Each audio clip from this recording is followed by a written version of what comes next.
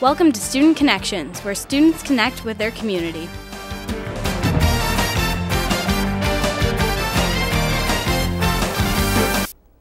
Hello, and welcome to Student Connections, a show that connects our students with their community. My name is Mickey Brass, and today we're covering topics around our community and in our school. First, Sydney Falks talks with Ms. Schmidt and Mrs. Halligan from Morton Elementary School concerning March's Reading Month activities. Hello, and welcome to Student Connections on M6, your hometown station. I'm Sydney Falks, and with me here today is Ms. Schmidt and Ms. Halligan from Morton Elementary. Ms. Schmidt, do you face any big challenges as a principal? I think the biggest challenge that principals and all educators face is just the challenge of time. There's just never seems to be enough time to get all the things done that we want to accomplish. We have so many activities and plans that we want to put into place. And I think the other piece is the time to reach every student, to make sure that all students are being successful. We just wish we had more hours in the day so we could help them. Pretty sure everyone wants every hour in the day. What types of new things are happening at Morton? Well, we have a lot of exciting things going on this year, but what's been really new to Morton and to all the elementary schools is the addition of iPads into the schools. Right now we have 2 carts of 30 and a cart of 10, so it's roughly about 70 iPads that we are able to put into classrooms every day. Teachers are using them both in small group settings as well as some one-to-one opportunities, because there are at least 30 in a cart, and most classrooms have about 27 to 29 students. So we do get an opportunity to have some one-to-one, but at this time not every student has their own iPad. Family Fun Night starts on February 22nd. Will this be similar to last year's? There will be some of the same popular items that we've had in the past. I believe the maze is coming back, and it'll still be set up with multiple games in different classrooms. We have a couple new additions this year, though, that we're really excited about. We are going to have a photo booth where the children can go in with their friends or with their family and take silly poses, and they each get a little copy of their picture. And we also have a game room. We partnered up with Best Buy, and they have offered to bring out some Xbox games, and I think Just Dance, and they're going to set those up, and the kids can go in and purchase tickets to have a 10-minute session playing a dance game. So I think that'll be a really, really popular one. I think I'll do that. How many fundraisers do you have throughout the year? Oh, off the top of my head, I'd probably say at least 6 or 7, and some of them are just our big fundraisers. We only really do one big one at the beginning, and that's our walkathon. And then we have several little small ones that we do throughout the year, such as our bottle drive. That's just something we do on a monthly basis. If parents and students can bring in their bottles, we can collect those, and then all those proceeds go back to the school. We do our Little Caesar kit, and then our Family Fun Night is also one of our bigger fundraisers, because we make some money off the ticket sales, and all that money does go directly back to the school. We're actually hopeful that we can save enough money to actually purchase a few more iPads. So we're really grateful for our parent group, MSALT. They really help us out a lot. That's good. Is Family Reading Night something to help the children, or an educational family activity?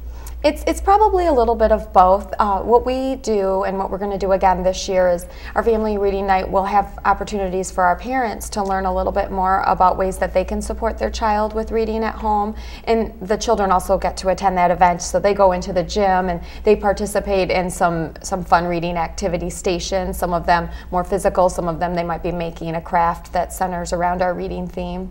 But the night really helps out both the student and the parent. Next month is Reading Month. What is Morton doing? Morton's actually doing something new this year. We're going to do a program called One School, One Book, and our book that we're going to read is Charlotte's Web.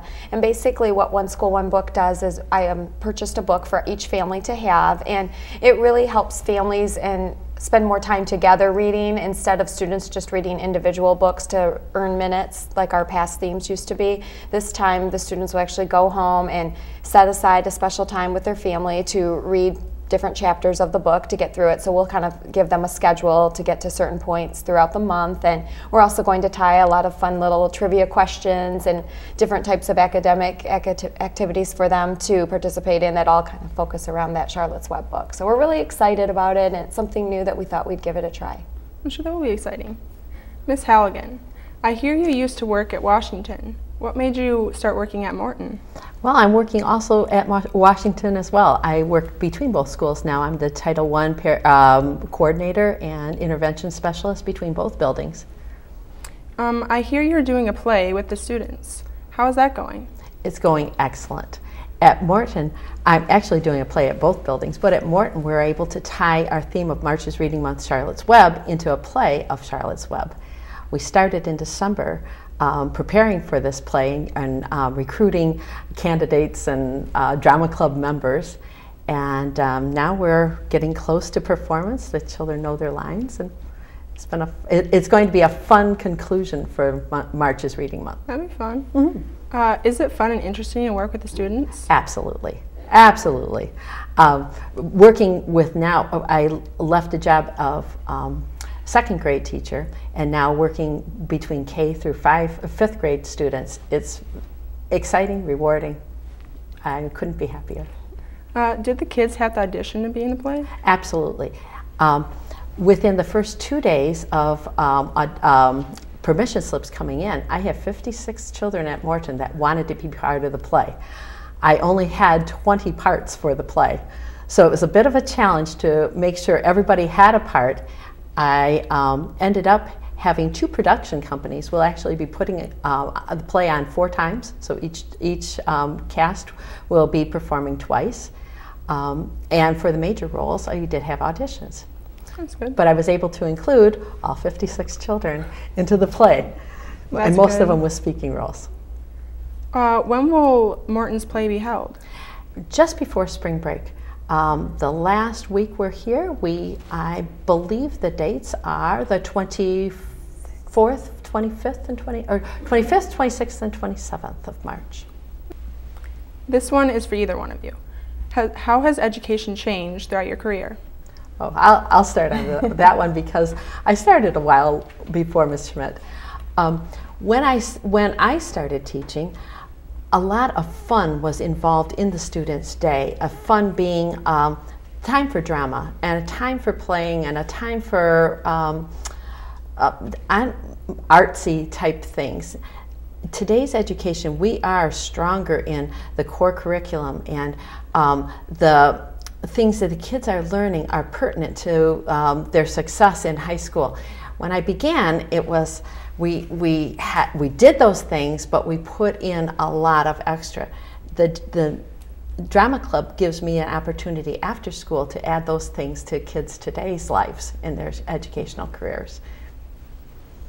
And I think for me, the biggest change has been, one, the technology advancements that, I started back in the early 2000s, and just in the last 10 years, it's amazing to see all the growth that we've made with technology and how we've learned to incorporate technology, not for teachers and administrators to do their jobs, but actually provide it for students as a resource for them so they can showcase their learning. And I think that kind of ties into what the next biggest shift is, and that's that in the past, I felt as though learning was more teacher-focused, teacher-centered, where we sort of stood up there and we taught the curriculum and the students completed assignments. And the big shift, and we're only on the cutting edge of it right now, is that we wanted to make it more personalized for the students, where students have choice in their learning, students have opportunities to voice interests, and then as teachers will facilitate their learning by helping guide them, but they can have a big role in it as well. So that's been a huge change for us over the last few years, and we're going to continue to work with it. One of my favorite things in elementary was doing field trips. Do you guys still do those? Oh, absolutely.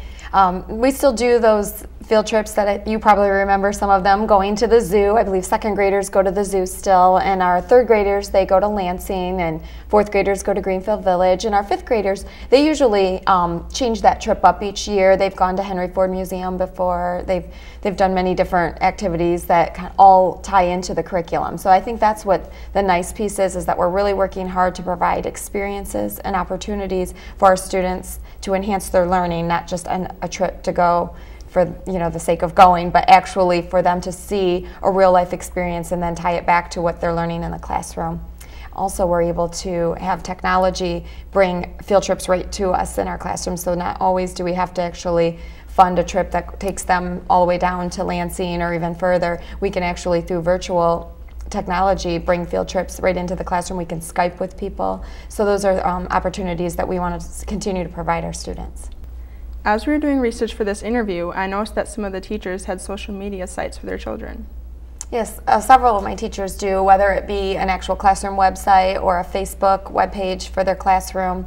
And I actually have some teachers using Edmodo, which is another social networking site where teachers can actually put assignments on, and the students create accounts and they can actually do their work right there on that Edmodo site and submit it, and the teacher can provide feedback all through online technology. So it's been a really nice way to provide almost 24-hour, 24/7 communication with our families. In the past it was usually just through newsletters sent home, but now families can email teachers, they can go on Facebook, and they can see all the fun activities that their child has been working on in the classroom. I think it just helps them stay better connected with our school community. I found my website, my drama club website, very helpful for informing parents about the schedules, the casts, the changes, and even a blog so they can communicate with each other, sharing costumes and getting things together for the play. It's been very helpful. Great things are happening at Morton. Thank you guys for coming in. Okay. We'll be right back after this break. Sounds like the kids have a lot of cool things going on at the school. Recently, Kayla Torres was able to speak with Officer LeVay about the dangers of driving and precautions that need to be taken. Hello and welcome to Student Connections on M6, your hometown station. I'm Kayla Torres with Officer Dan LeVay today talking about teenage driving. It's nice to meet you. Nice to meet you too. How long have you been a police officer? I've been a police officer with the Marysville Police Department for almost 10 years. Okay. What are the different levels of driver license for teenagers? The different levels for teenage drivers would be the level 1, which is a learner's permit, where the teenage driver can only drive with their parent. Level 2 permit, when you graduate to that, would be where you can only drive between the hours of 10 p.m. and between the hours of 5 a.m. to 10 p.m. unless you're going to work or you have a parent with you. After that, you'll graduate to a level 3 license, which is a full license, which is something like I would have or your parents would have. How many people can a teenager take in their car?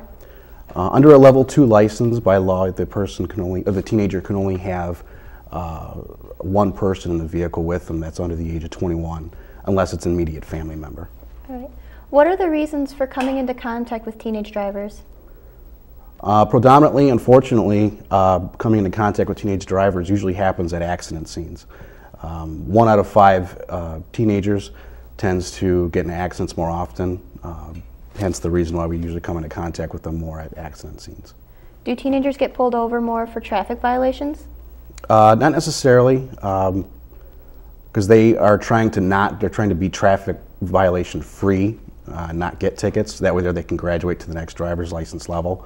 So not necessarily. Like I said, we usually come into contact with them more during traffic crashes. What time of day do cops usually pull over teenage drivers? I'm not really sure if there's any specific time of day, but if I had to guess, I would say that the best time that teenagers would probably get pulled over would be roughly when they get out of school, about 3 o'clock, 4 o'clock p.m., up until about 10 p.m. when they're supposed to be off the road. How often do you pull over teens for drunk driving? Unfortunately, it does happen, but it doesn't happen that often, which is a good thing. So, but not too often. What's the biggest problem with teenage driving? If I had to say anything, I would have to say probably distractions with cell phones and GPS units and different stereo systems in cars. I think that tends to be the number one problem with being distracted, and then it turns into running a red light or running a stop sign that they may not have seen because of the distraction. What are the average shifts for police officers? In this area in St. Clair County, I believe most of the police departments work a 12-hour shift that kind of flip-flops. They have 2 different rotations, whereas most police officers will work a 12-hour shift of a Friday, Saturday, Sunday, and then they'll be off Monday, Tuesday, and then they'll work a Wednesday, Thursday, with the opposite rotation working the days that particular platoon would be off. Where do most traffic violations occur? If I had to guess, I would say that most traffic violations probably occur near intersections or at intersections. Do you know why? Probably just because, I mean, you have the stoplights there, you have your stop signs there. People that are speeding may not be able to see the traffic light for various different reasons. And I mean, you have cars intersecting at that point is probably where you have most of your violations. Do you think the teen's age matters of how their driving skills work? Yes, I do. Mainly because there's actually been studies that have been done that show that a teenage brain doesn't actually completely develop until somewhere in their early to mid-20s. and that the actual part of the brain that is used during driving for different reasons doesn't develop into that area, or until that time, excuse me. And then, but you still have your license when you're 17, 16 years old, and at that point you're still not, you're still savvy to distractions and whatnot, which older drivers tend to be able to deal with those distractions in a different way that teenagers don't. Do you have any safety recommendations for drivers today? Just pay attention to the road. Try to not be distracted. Try to pay attention to your speed and to your environment around you, just in case anybody else is distracted. You know how to react to that when the time comes. Thank you for being here with us. Thank you for having me. We're going to be taking a short break. Thanks for watching. I'm Kayla Torres from Student Connections on M6, your hometown station. Wow, there are many unknown precautions that we need to take as drivers. Next, Mr. Velko sat down with our Carapace Carner to discuss Viking athletics. Hello and welcome to Student Connections here on M6, your hometown station.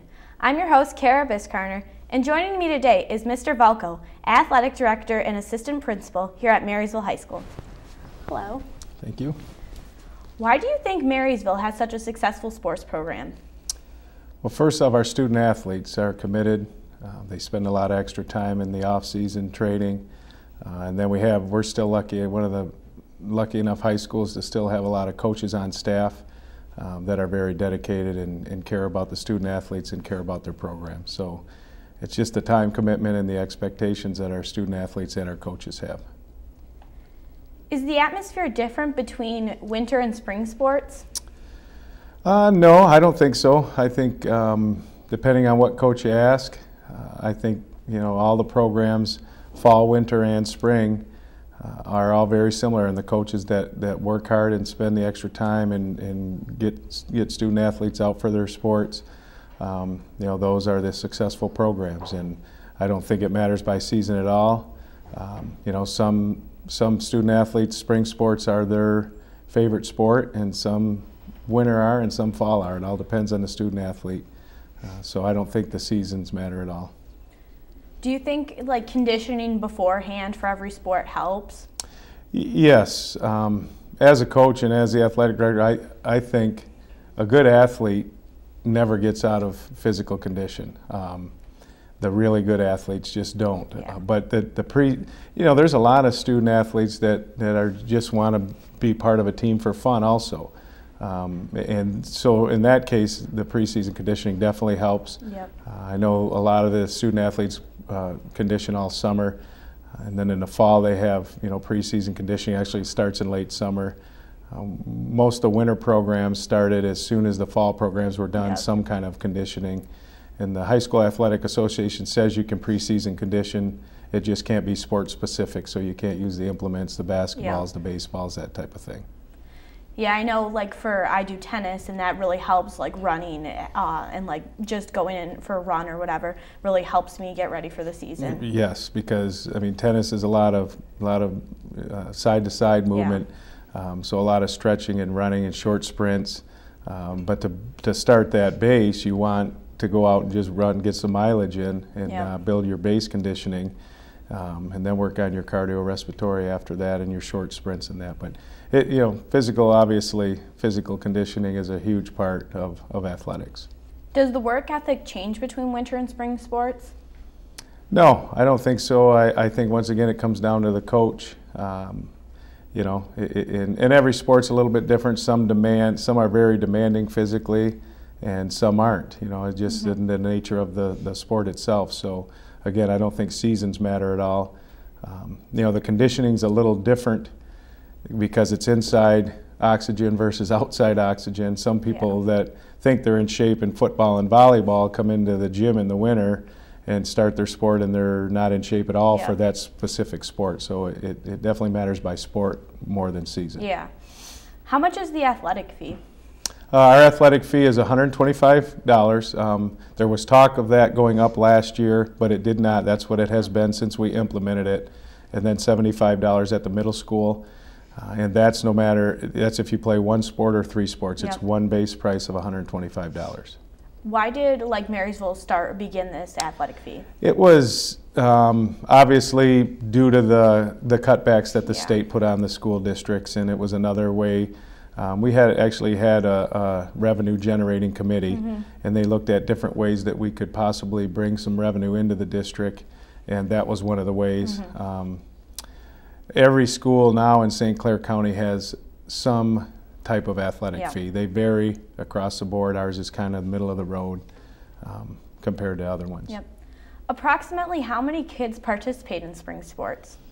We will have well over 200 student athletes Wow. participate in spring. And for the year, we have over 70% of our students will participate in one and up to 3 sports, but 70% is a pretty good Yeah. estimate of how many student athletes we have participate throughout the whole school year. Do more students prefer spring or winter sports? I think it's about the same. The thing with winter sports, some of them are cut sports, and spring, like track is a no-cut sport. It all depends on if it's a cut Yeah. sport or not on the numbers. Baseball and softball, all levels are cut sports where they have to make cuts if they Yep. get enough kids going out. But like in the winter, swimming is a no-cut sport typically. Track in the spring. So, you know, I think we'll have about the same number of participants in both seasons. Yeah, and I definitely think it depends on like where you excel at. Like some play football, basketball, and baseball, but like which one's your favorite? Yes, and that's exactly right. And it depends totally on the individual. Yep. You know, we have a lot of 3-sport athletes, but they really focus on in the off season on one sport. So maybe they play football, basketball, and baseball, but their love is baseball. So all summer they play baseball. Yep. And that's the one they're better at because it's just like academics or anything else. The more time you spend on it, the better off you're going to be, and the better you're going to be. So it's not a magic potion. The people that work hard get better at it. Yeah.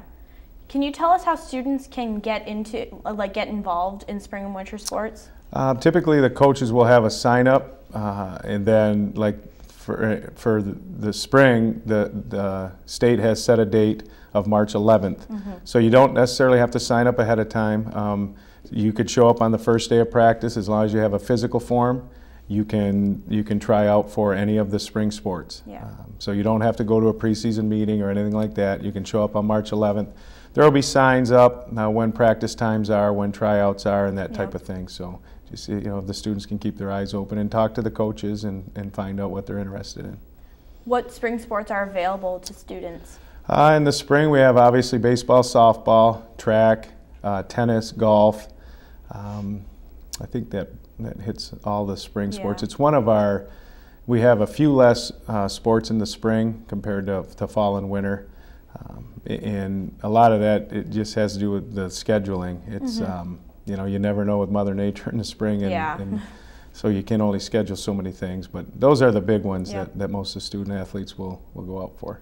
Yeah, I know, like for tennis, we can't get out on the courts if the courts are wet or if there's snow on there, of course, but like we can't get out there and start practicing, so we can't really do anything yet. Yeah, you can do some conditioning inside and maybe get into the gym a little bit and hit some tennis balls. But yeah, hopefully last year we were lucky. Last year our spring was awesome, and we rarely had to reschedule. But last winter was also very easy. This winter's been difficult, and hopefully the spring isn't. But there's a good chance that our spring isn't going to be as good as last year either. Yep. What do you think students gain personally from competing in sports? Well, I think not just athletics, but all the research tells that if you're an involved student, we really try to push that at Marysville High School, whether it's an extracurricular activity, band, play, choir, anything, and athletics in there also.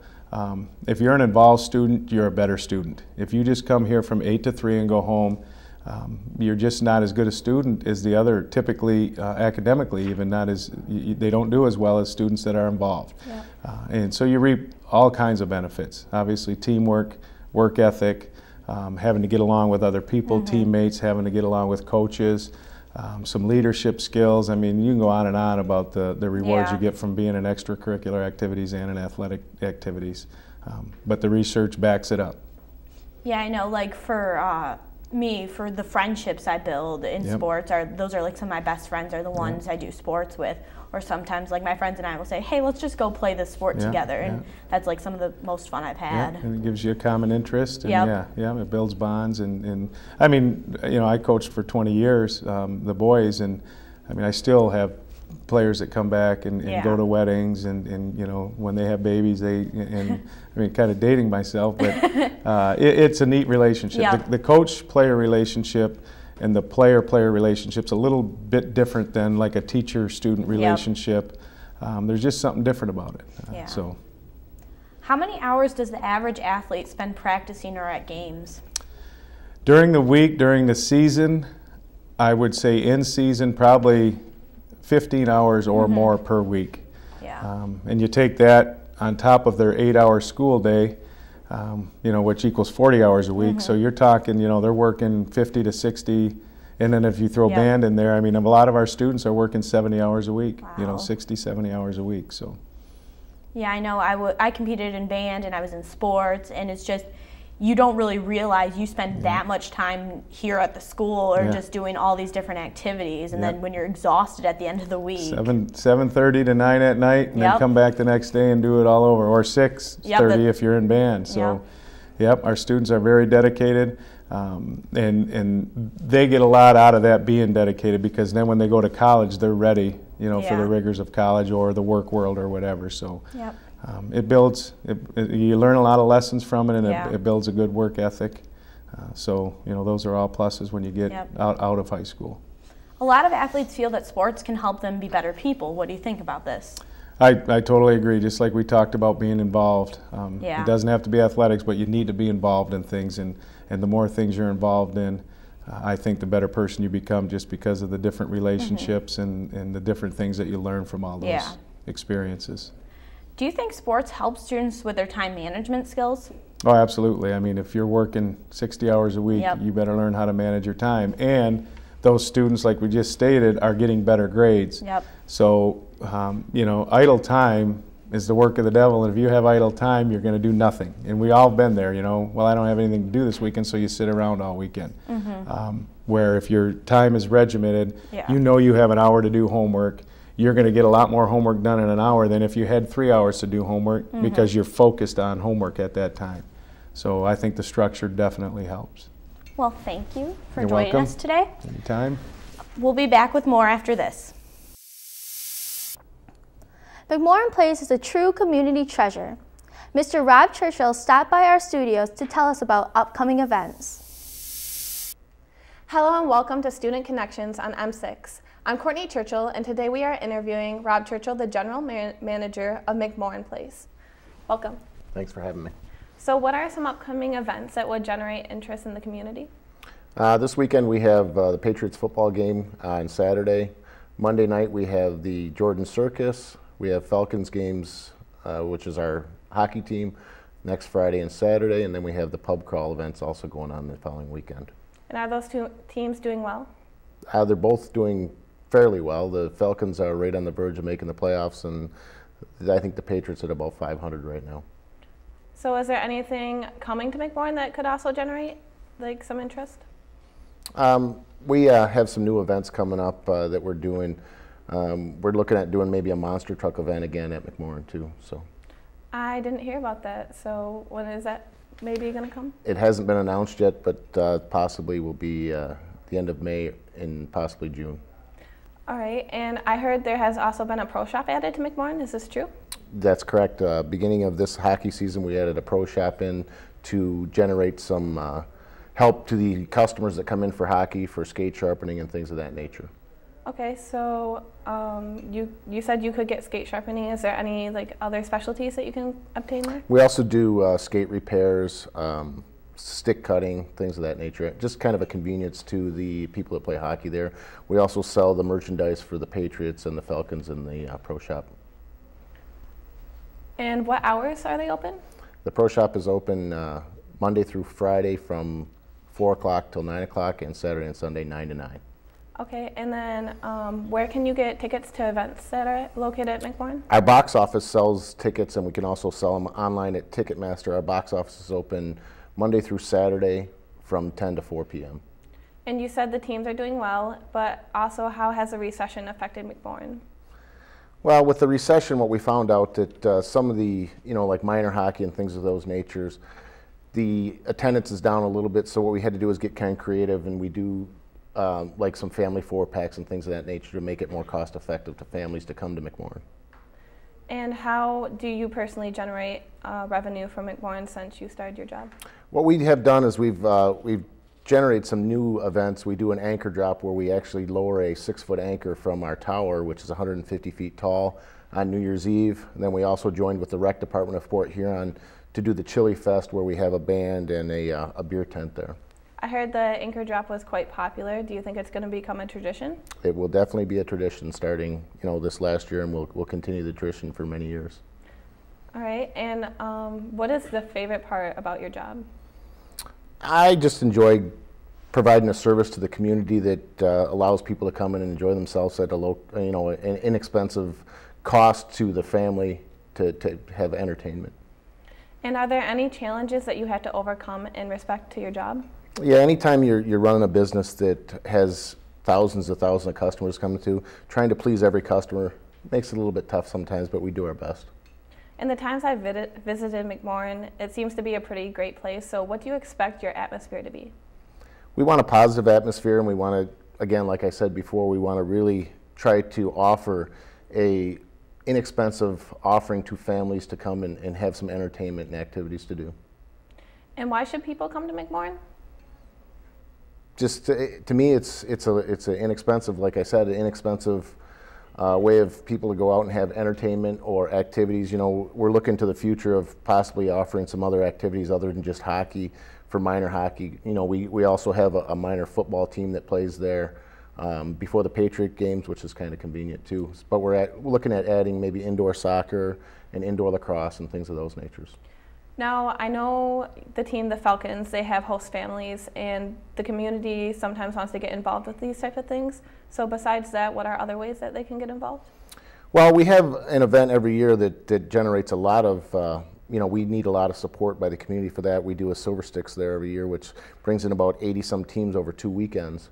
And we ask for volunteers to, either run the time clock or watch the penalty box or things of that nature. And then also for our Falcons games and our Patriots games, we're always looking for people to help do things, usher people, things of that nature. Now, can they contact you if they need that information?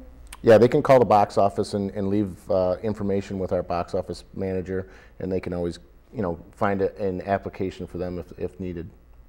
Well, McMorran Place sounds like a great place. Thank you for joining us today. Thanks for having me. Mm-hmm.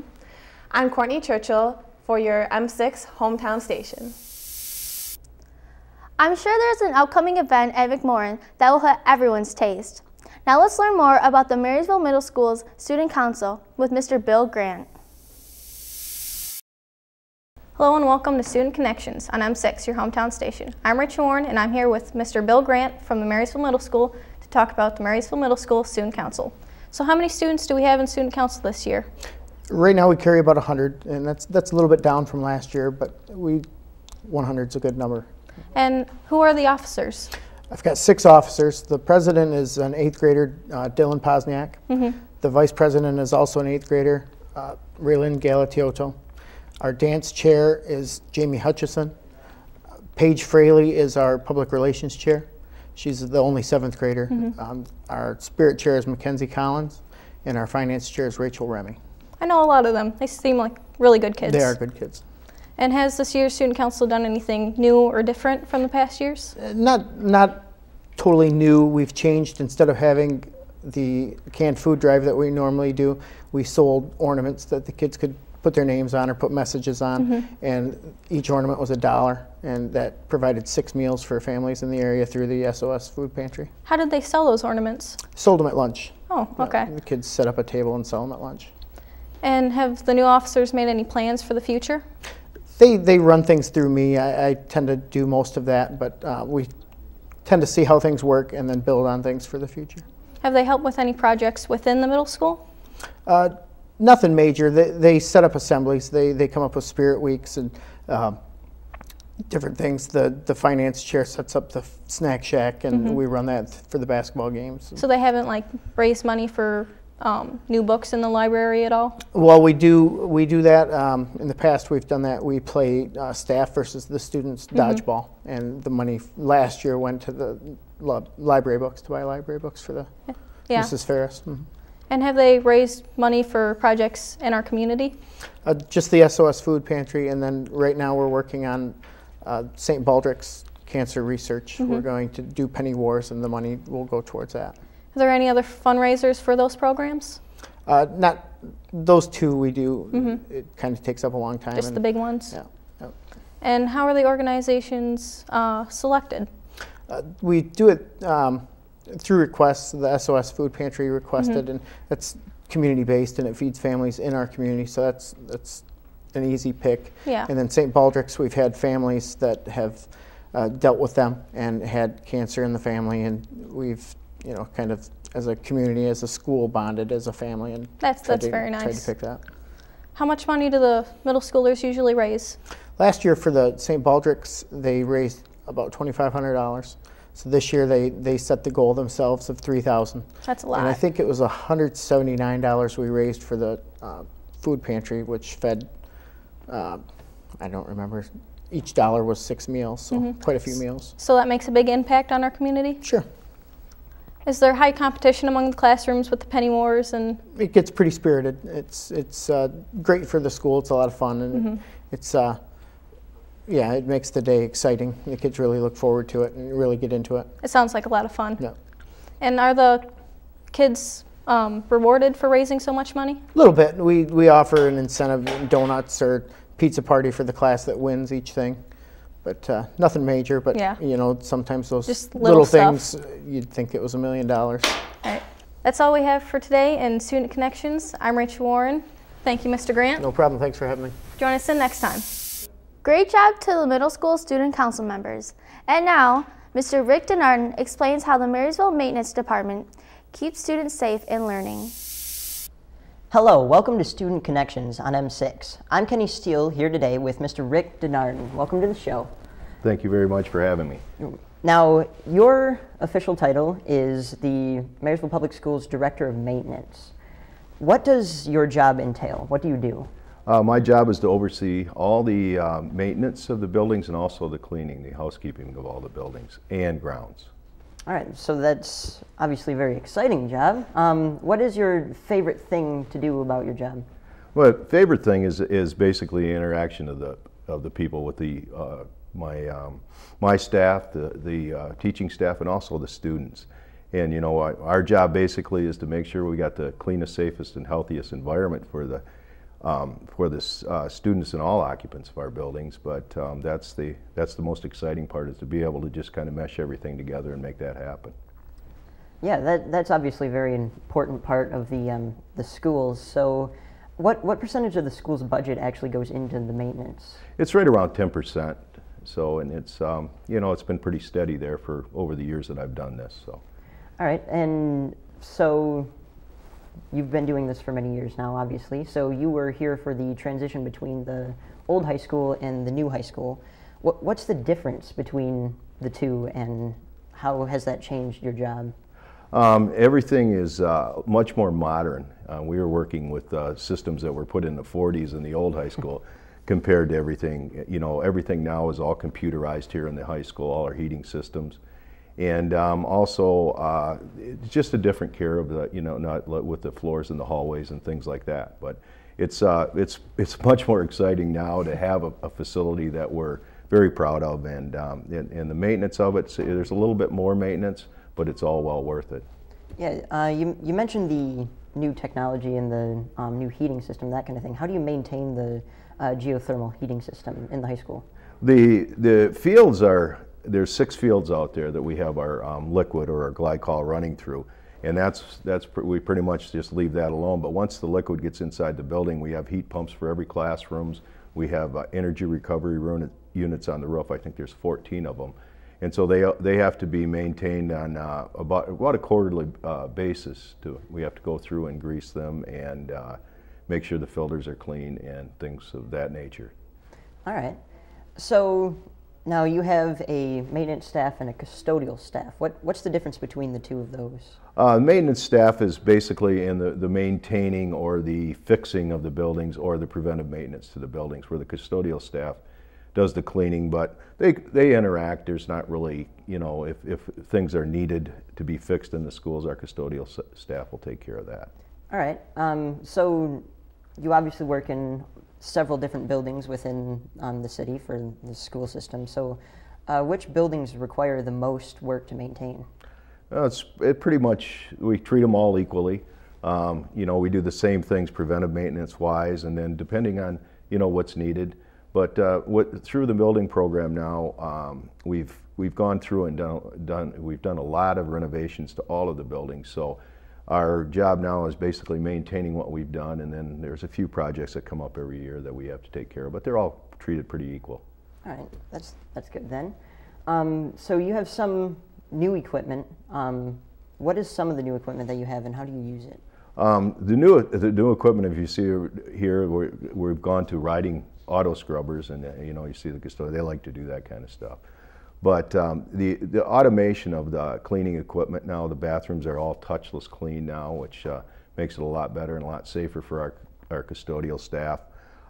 We've got you know, things that instead of cutting the football field now, we have sweepers and cleaners of the foot. So along with the new technology and the new equipment coming out, that you know, and the new things in our facilities, we have to keep up with the equipment, and so that's where that comes along at.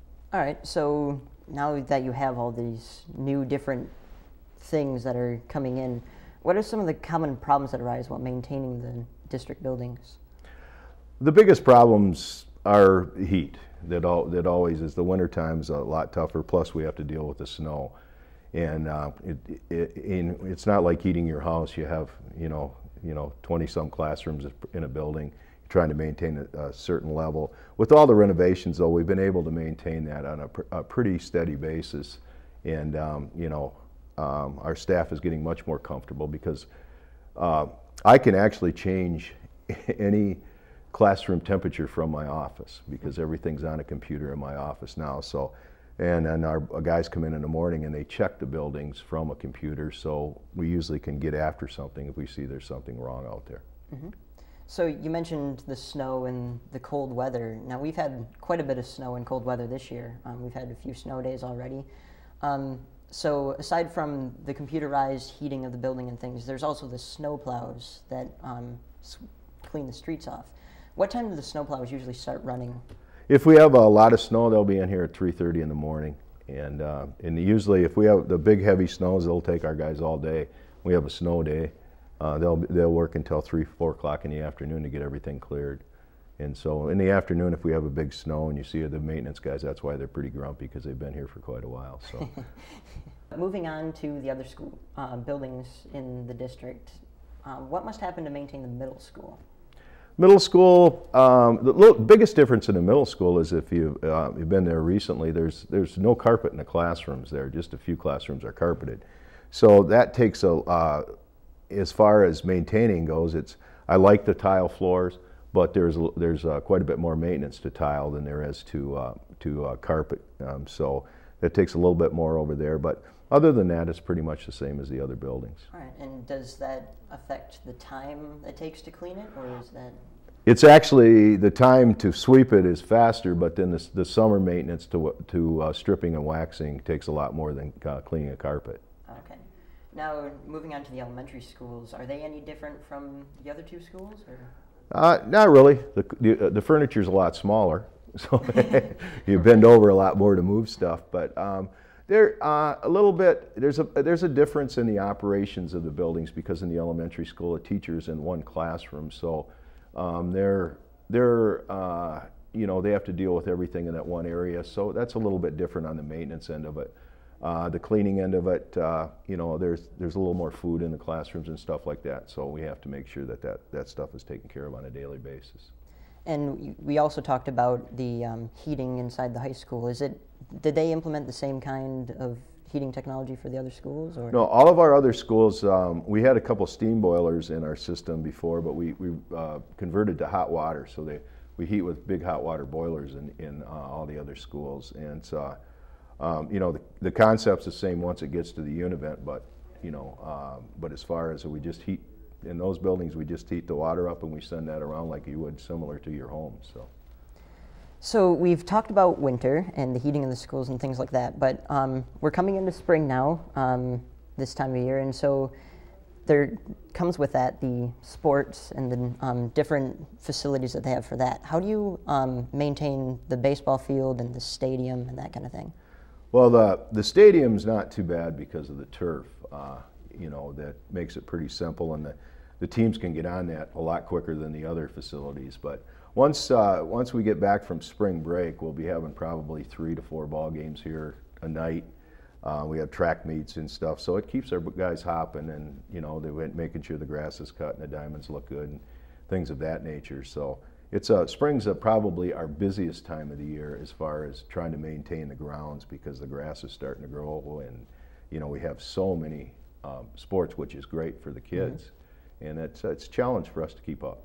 So is the spring workload more than the winter, or is it the yeah, same? It probably with the grounds there, you know, other than plowing the snow, you really can't do much on the grounds, but you're cutting you know, quite a few acres of grass during the spring and summer and fall months, so that adds to a little bit more to our maintenance staff. Okay, and what kind of work goes into maintaining the building over the summer when the students aren't in? Well, once the students leave, we wipe the rooms down from top to bottom, and then all the floors that are tile are either stripped or top scrubbed, and we add more wax to the floors. All carpets are scrubbed in the summertime.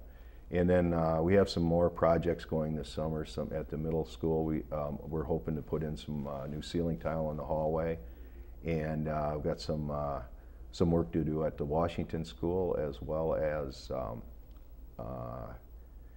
there's 2 projects going over at the Washington School. So you know, though that thing's done in the summer. When you guys come back, in the spring and wonder how, you know, or come back in the fall and wonder how everything got that way. We work all summer. We don't get the summers off. So. Well, it sounds like you have a very interesting job with a lot of work ahead of you. Thank you for joining us today, Mr. Narn. I appreciate it. And see you next time on M6. I'm Kenny Steele. We'll be back right after this. And now, Kenny Steele is going to introduce us to Marysville High School's new theater manager. Welcome to Student Connections on M6. I'm Kenny Steele, and here with us today is Mr. Scott Cavanaugh. Welcome to the show. Thanks for having me. Now, officially, your title is Performing Arts Center Manager. Now, what Correct. exactly does that mean? What's your job?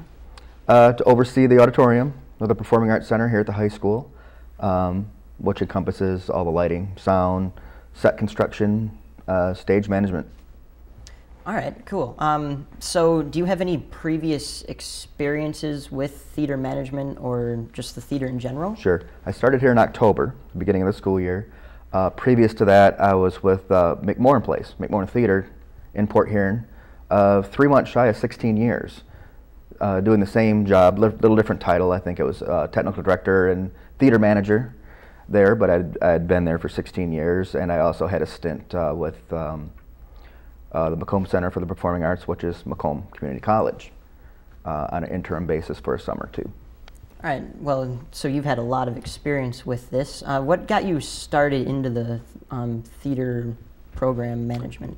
St. Clair Theater Guild, 1974. I sang All I Want for Christmas is My 2 Front Teeth for a Christmas pageant. I was 4 years old, so I grew up, my entire family did community theater. It was St. Clair, so I grew up through that, through high school, did a lot of theater through high school, and then 15, 16 years with the Port Huron Civic Theater also.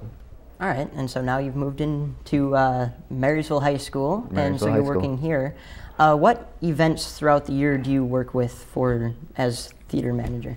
Well, any event in the theater, which primarily is performing arts, with Mr. Dusso and the band, and Mr. Martin and all the choir concerts, plus you know, our senior play, our musical that's coming up, and anything else that comes in there, anything that's booked into the theater, I'll be there for it. All right, and what are your specific responsibilities in doing for those different events?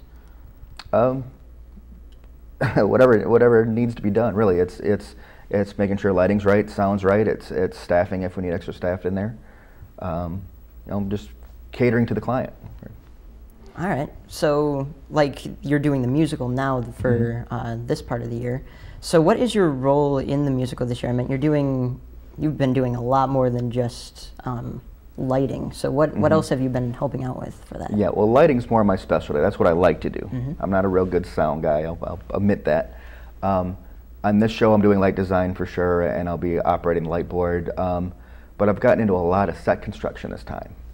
And you've seen the stuff back there. We're building houses and cactuses and a lot of crazy stuff. I don't want to give away a lot of it before people come see the show, but there's been a lot of construction, a lot of set painting, more painting than I've probably ever done in years back there. I got paint everywhere, but a lot of set construction too, and it's going to be a good show.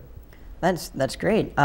So you've seen, obviously, a lot of the work that's being done on the musical. You've seen the work that the cast has been doing. What are your views on the success of the musical this year?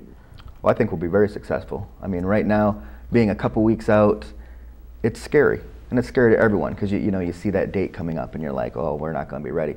But we'll be ready. It all comes together. We have these rehearsals every single night now. Lights are starting to come together. We have our stage crew coming in. We have our prop people and our costume people and all that backstage group coming in now that's going to bring this all together. So backstage we got that covered. Our actors are coming together. The singing's coming together. The pit band. We've had that now for the first time down there. I think it's going to be fantastic.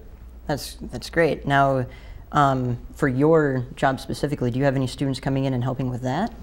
Yeah, we have a couple students coming in to run spotlights. I'll be on the light board where we'll have someone running the audio, all the microphones, and then we'll have our backstage crew. We have stage managers on each side. We're going to have stage crew that can move the sets on and off, and we have people helping the props and set people also. So it takes quite an army to put on this show. It really does. Yes, it definitely sounds like you enjoy your job. Oh, absolutely. What do you enjoy most, since you're new here for this year? What do you enjoy most about working in Marysville High School Theater? In this theater, it's the technology. There's a lot of new toys here I get to play with that I've never had before. I've been in years and years and years in the industry, but I've always worked in very, very old theaters with really old technology. So to come in now and have state-of-the-art everything and brand new everything, it makes life really easy and fun. Right. Yeah. Does it take time to adjust or learn to this new technology, or? Oh, absolutely, absolutely. There's a scenario I use is using new technology. It's not that I don't know how to use it, when you walk in the door or anything, but it's kind of like when you get a rental car. You get a car, you've never driven it before, you sort of have to sit in the car and okay, how do I turn the radio on? Where's the heat knobs and all that? That's kind of what we do with the new technology. We know the basics of it. It's just things are labeled a little differently, knobs are in different places, faders in different places. So it's just really becoming more familiar with different and new equipment. It's not you're not reinventing the wheel, let's say. We're just learning some new equipment. Well, it sounds like we're going to have a great time having you here with the theater, and thank you for coming to the interview today. Sure, thanks for having me. And this is Kenny Steele with M6, your hometown station. Come back right after this. I hope you enjoyed meeting our guests today. Thanks for joining us on Student Connections. I'm Mickey Brass for M6, your hometown station.